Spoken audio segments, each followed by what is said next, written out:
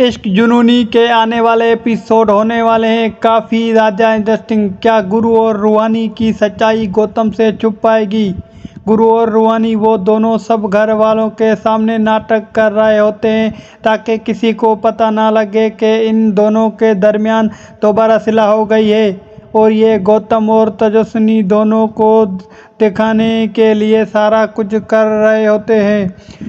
फिर हमें दूसरी तरफ ये दिखाया जाता है कि गुरु और रूहानी दोनों अपना पहला खेल खेलते हैं, और जो गुरु है वो तेजस्विनी के पास जाता है और उसे कहता है कि मैं तुम्हें अपना लूँगा। आगे से तेजस्विनी यही कहती है कि तुम्हारे घर वाले मुझे एक्सपेक्ट नहीं करेंगे।